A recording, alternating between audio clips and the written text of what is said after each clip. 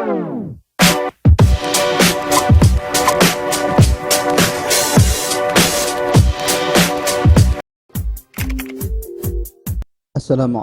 warahmatullahi wabarakatuh. Anak-anak semuanya dimanapun berada, alhamdulillah pada kesempatan yang baik ini kita bisa kembali lagi melaksanakan kegiatan pembelajaran secara online untuk mapel fikih kelas 9 MTS semester ganjil. Kali ini kita akan membahas bab yang ketiga, yaitu ariyah, pinjam meminjam, dan wadiah atau titipan. Ini adalah pertemuan yang kedua, maka kali ini kita hanya akan membahas mengenai wadiah. Sementara ariyah sudah Pak Guru bahas pada video sebelumnya, ya. Silahkan kalian bisa menyimak di channel Ari Production. Baik anak-anak semuanya, kalian perhatikan peta konsep berikut ini, ya. Materi kita ini adalah wadiah. Kalian perhatikan. Yang pertama adalah pengertian wadiah, kemudian dasar hukum wadiah, kemudian rukun dan syarat wadiah, kemudian macam-macam wadiah, kemudian wadiah di bank syariah dan mengganti wadiah.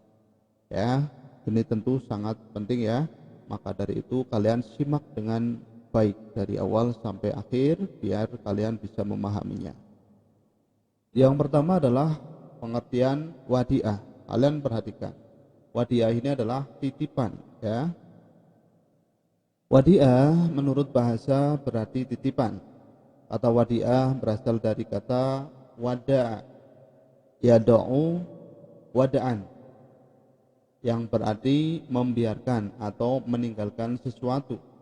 Jadi wadiah ini adalah sesuatu yang dititipkan. Menurut ulama Syafi'iyah dan Malikiyah, wadiah adalah gambaran penjagaan kepemilikan sesuatu terhadap barang-barang pribadi yang penting dengan cara tertentu. Berdasarkan pendapat tersebut dapat ditarik pengertian bahwa wadiah adalah menitipkan sesuatu barang kepada orang lain dengan maksud dipelihara dan dirawat sebagaimana mestinya. Ya, bisa dipahami anak-anak? Selanjutnya kalian perhatikan dasar hukum wadiah. Kalian bisa lihat dalam Al-Quran surat Al-Baqarah ayat 283. Ya, Pak Guru bacakan artinya. Jika kamu dalam perjalanan dan bermuamalah tidak secara tunai, sedangkan kamu tidak memperoleh seorang penulis, maka hendaklah ada barang tanggungan yang dipegang oleh yang berpiutang. Akan tetapi jika sebagian kamu mempercayai sebagian yang lain, maka hendaklah yang dipercayai itu menunaikan amanahnya atau hutangnya, dan hendaklah ia bertakwa kepada Allah Tuhannya. Al-Quran surat Al-Baqarah ayat 283. Kemudian dalam hadis Rasulullah SAW juga diterangkan bahwa yang artinya tunaikanlah amanah atau titipan kepada yang berhak menerimanya, dan janganlah membalas khianat kepada orang yang mengkhianatimu. Hadis riwayat Abu Dawud. Bisa dipahami ya anak-anak ya, ini adalah dasar hukum wadiah. Selanjutnya adalah rukun wadiah. Kalian perhatikan, yang pertama adalah orang yang menitipkan atau al-mudi atau muwaddi, ya. Kemudian ada orang yang dititipi, ya, atau al-muda atau mustauda, ya. Ini adalah orang yang dititip. Kemudian barang titipannya atau wadiah itu sendiri, ya. Kemudian ada syighot, ijab, dan qabul. Ini adalah rukun wadiah yang harus ada, ya, agar wadiah sah. Adapun syarat wadiah, kalian perhatikan. Yang pertama adalah syarat orang yang menitipkan atau muwaddi, dan orang yang dititipi atau mustaudi. Yang pertama adalah balik, kemudian yang kedua adalah berakal. Ya, jadi harus balik dan berakal. Kemudian syarat barang yang dititipkan. Barang yang dititipkan harus berupa harta yang bisa disimpan dan diserah terimakan, serta memiliki nilai atau qimah. Kemudian syarat sikhot atau ijab dan qabul. Ijab harus dinyatakan dengan ucapan dan perbuatan. Ucapan bisa sarih atau jelas, ya, ataupun kinayah atau sindiran. Contoh sikhot sarih, ya, saya titipkan barang ini kepadamu. Kemudian qabul, saya terima titipan ini. Sementara menurut ulama mazhab Maliki, lafal kinayah harus disertai dengan niat. Oke, bisa dipahami ya anak-anak ya. Ini adalah syarat dari wadi'ah.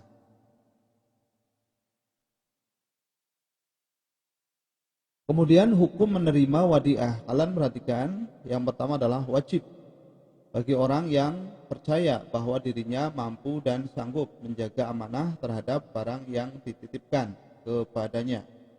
Sementara tidak ada orang lain yang sanggup dan dapat dipercaya menjaga barang titipan tersebut. Kemudian sunnah bagi orang yang percaya bahwa dirinya mampu dan sanggup menjaga amanah terhadap barang yang dititipkan kepadanya.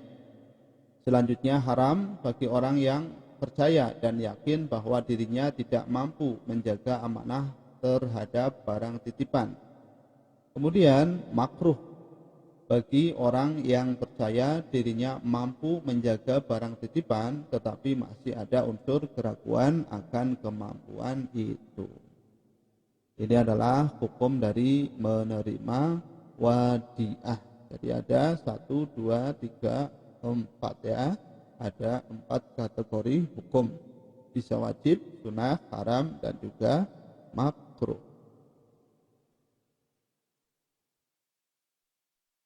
Selanjutnya adalah macam-macam wadi'ah. Kalian perhatikan dengan baik. Yang pertama adalah wadi'ah yad al-amanah, yaitu barang yang dititipkan oleh pihak pertama atau penitip kepada pihak lain, perorangan atau lembaga penitipan untuk memelihara, menyimpan barang tersebut. Sedangkan pihak lain atau pihak yang menerima titipan tidak dibebankan terhadap kerusakan atau kehilangan pada barang titipan tersebut.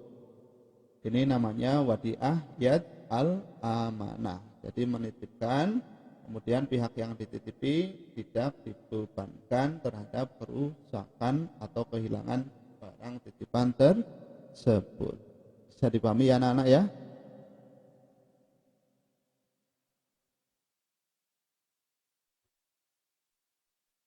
Nah, kemudian harta atau barang yang dititipkan tidak boleh dimanfaatkan dan digunakan oleh penerima titipan. Ia hanya berfungsi sebagai penerima amanah yang bertugas dan berkewajiban untuk menjaga barang yang dititipkan tanpa boleh memanfaatkannya. Sebagai kompensasi, maka penerima titipan diperkenankan untuk membebankan biaya kepada yang menitipkan. Akad ini dalam sistem perbankan syariah dikenal dengan safe deposit book. Nah, ini ya. Ini skema wadi'ah yad al-amanah. Jadi orang yang menitipkan barang atau mudi, kemudian titip barang. Kemudian pihak yang dititipi atau mustauda. Bisa dipahami anak-anak? Yang kedua adalah wadi'ah yad ad-dhamanah. Wadi'ah ini merupakan titipan barang atau uang yang dititipkan oleh pihak pertama kepada pihak lain untuk memelihara barang atau uang tersebut, dan pihak lain dapat memanfaatkannya dengan seizin pemiliknya. Pihak lain atau penerima titipan menjamin untuk mengembalikan titipan itu secara utuh setiap saat pemilik menghendaki, Sebagai konsekuensinya, jika uang itu dikelola pihak lain, misalnya bank, ternyata mendapatkan keuntungan, maka seluruh keuntungan menjadi milik pihak yang menerima titipan. Wadiah secara profesional banyak dipraktikkan oleh bank yang menggunakan sistem syariah, seperti Bank Muamalah Indonesia. Ini adalah skema wadiah yad ad-dhamanah. Ya, jadi yang pertama adalah penitip atau mudi atau nasabah, kemudian titip barang, kemudian ada bagi hasil pemanfaatan dana atau bonus, kemudian pihak yang dititipi atau mustauda, ini adalah bank, ini mengelola jenis usaha. Oke, bisa dipahami ya?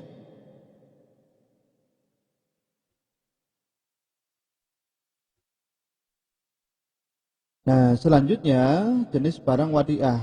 Yang pertama adalah harta benda, kemudian uang, kemudian bisa juga dokumen penting atau saham, ya, surat perjanjian atau sertifikat. Ini adalah jenis barang wadiah. Kemudian mengganti barang wadiah. Kalian perhatikan. Wadiah adalah amanah bagi orang yang menerima titipan. Maka ia wajib menjaganya seperti menjaga barangnya sendiri.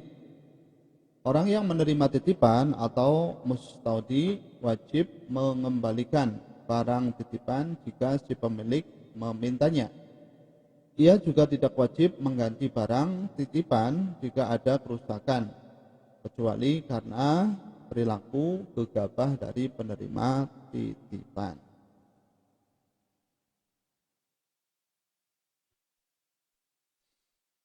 Oke anak-anak, baik ya.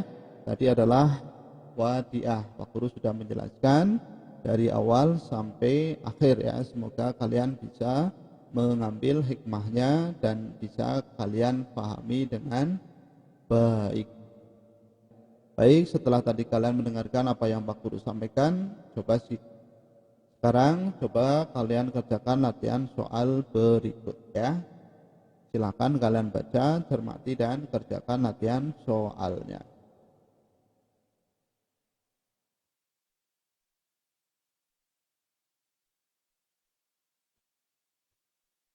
Oke anak-anak, demikian tadi pembahasan kita hari ini. Semoga apa yang Pak Guru sampaikan bisa bermanfaat dan bisa kalian pahami ya.